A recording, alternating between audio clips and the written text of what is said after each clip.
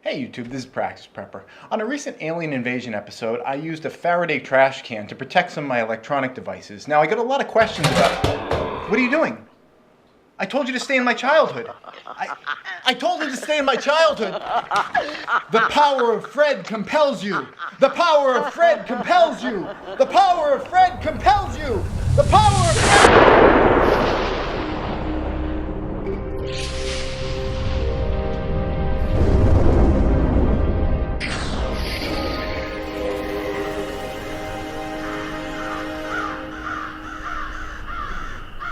Right, so today we're working on our own sort of homemade DIY Faraday cages, or Faraday trash can. Now I should say first off, this is not an idea that I invented myself. I saw some YouTube video on it. I don't remember who did it, but I picked up the idea, and there's some adaptations of my own that I put in here, but this, I don't get credit for this very simple way to create a Faraday cage because someone else thought of it. There is one really great video that kind of goes into the sort of the back end of how this works best and why it works and everything like that. I'm going to put a link somewhere here so you can check that video out. It's a really well done video. They don't really get into, I don't think they really got into how to make a Faraday trash can. They were just sort of testing their usefulness and everything. But that's a great video to check out if you're interested. But we're going to talk about how to actually make one, because it's not as simple as just having a trash can, because it's nice to have a little liner in here, and I'm going to talk about kind of how to put that together. And even the liner is a little tricky because a trash can, as you know, it's not a cylinder. It is, I had to look this up, it's a frustum. It is a cone. If these sides kept going up eventually, way up there, they'd come to a point. It's a cone with the top cut off, which the technical word for that is a frustum. I had to look that up. So we need to make a frustum-shaped interior liner for it to have everything so it's not touching the outside surface. I don't know if that's 100% necessary. The stuff doesn't touch the outside surface. I found some sources that suggested it was, some that suggested it wasn't, but I think it's kind of nice. It's a little bit of padding, and if there is the off chance that it is helpful in terms of protecting it from electrical current going over the surface of the trash can, then why not do that? So we're going to talk a little bit about that today. I've got a very large piece of cardboard here, and the first step in doing this is to get this section. Like I said, it's not a cylinder, so it's going to have a bit of a curve to it as we figure out how to make this interior liner. And the best way that I found to do that is to just sort of roll the trash can around. Now, this trash can has seams on both sides. Here's one seam here and one seam on this side, and I'm going to use these as sort of markers for myself. Now, I'm going to place the trash can down so that one of the seams is facing straight down. There we go. And right at one end of the seam, I'm going to put a little mark, and then on the bottom side, at the other end of the seam, I'm going to put another mark. So now, I've got these two marks here, and I'm going to use a straight edge, which today we're using a lightsaber because, well, I found that rulers work okay for this, but I found that lightsabers actually work a little bit better in terms of being a straight edge for specifically the task of creating an interior liner for a Faraday trash can. So we're going to use our lightsaber as a straight edge, and I'm going to make a line right across there. So that is going to be one end of our interior insert. We'll roll the trash can right back. It should line up just like it was before, and it looks like it is. And what we're going to do is do two rolls of the trash can, and while we do it, I'm going to take this crayon and trace the path that the trash can is rolling in. Now we've done one half revolution to this point.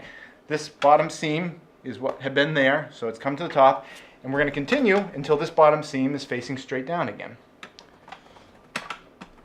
You want to do the best job you can to have it just roll in a natural sort of curved pattern, the way that it wants to roll.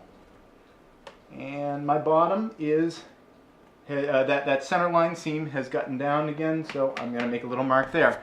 And now what I'll do is I'm going to roll it back, and then I'm going to scribe the bottom line here. But first I'm going to make a little mark right at the bottom seam so we can make that straight edge line again. And here it goes back, and we want to have it follow the exact same path as it did before. And what I'll do is just kind of keep checking up here to make sure that the top lid is following the same path it had the previous time. Now this whole thing doesn't have to be perfect, but the closer to perfect that you get it, the less sort of futzing you have to do later on. All right, we're coming back and I'm checking, and it's drifting a little bit. Just correct it a little. And there we go. So you can see now we have one line here. There's going to be one line here, and then this nice curved arc path there. Again, using the lightsaber, the most effective way to make a straight line, specifically in terms of creating a Faraday trash can liner. All right, and the other piece that we're going to need to get out of here is the piece for the bottom right in here. We're creating this curved section right now, but we also want a piece for the bottom. So you want to make sure you have some cardboard left over for that, and I see cardboard right here.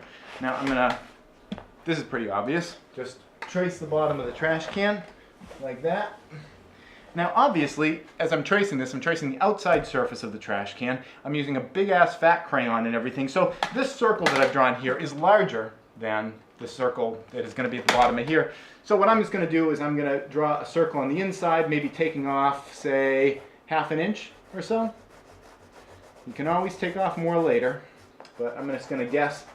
I'm going to remove about 1/2 inch. And we're going to be doing something similar to this as well, but we're going to do that once we get it into the Faraday trash can.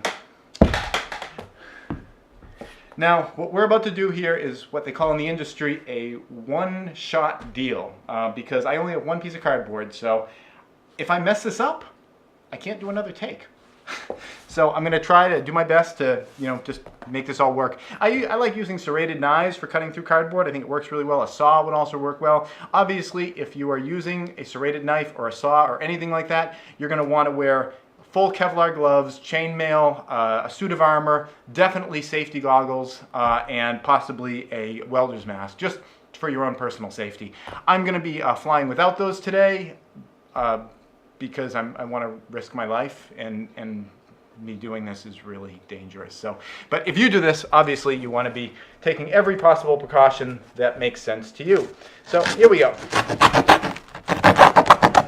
I think I should fast forward through this part.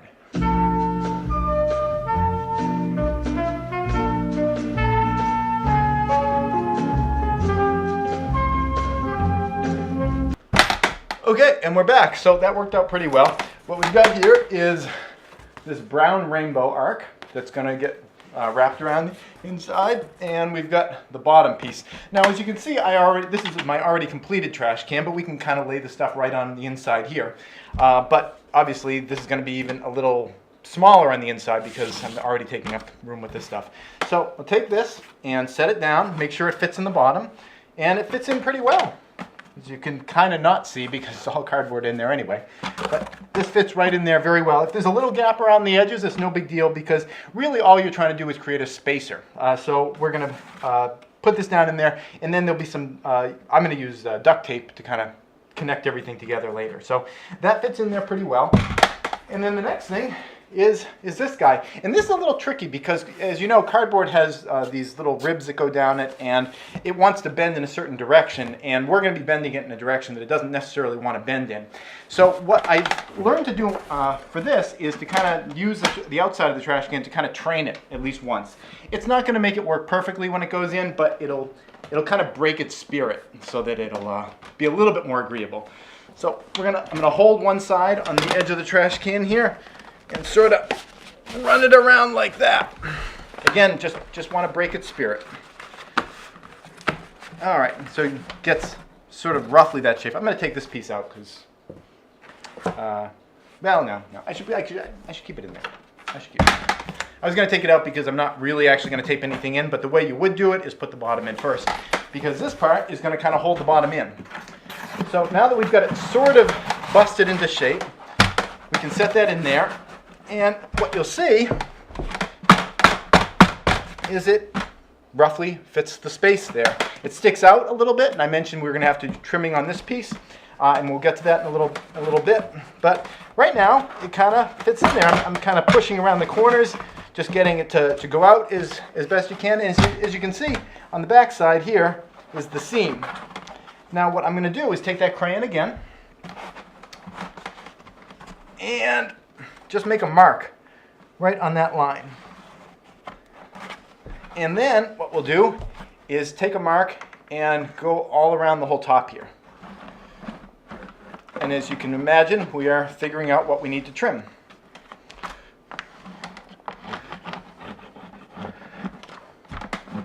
All right, so we'll pull it out. So now, this was the shape it was in when it was inside there.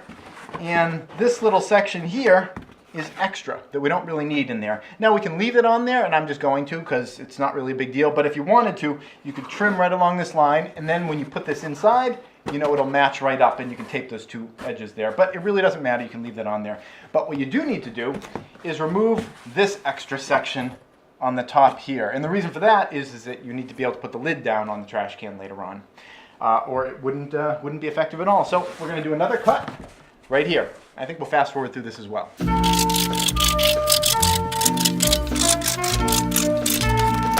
All right, and we're back again. I was thinking as I was cutting that, I think I might have cut on the wrong side of the line. We'll see. And may need to trim a little bit more, or I may not. The important thing, though, is that the trash can lid goes down. All right. Yeah, it's fine. It's fine. Like I said, it doesn't have to be perfect. And we just are mushing it out into the edges. And there you go. The next step for this would be to take some duct tape. And I'm not going to do this step because, I mean, you know how to use duct tape.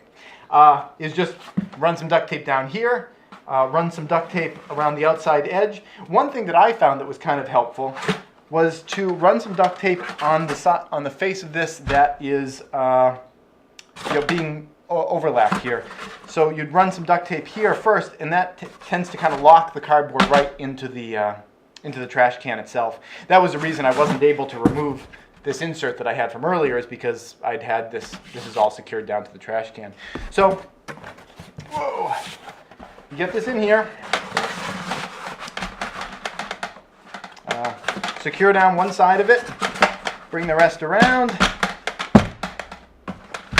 tape down the bottom, and again, all you need to do is just maintain a gap.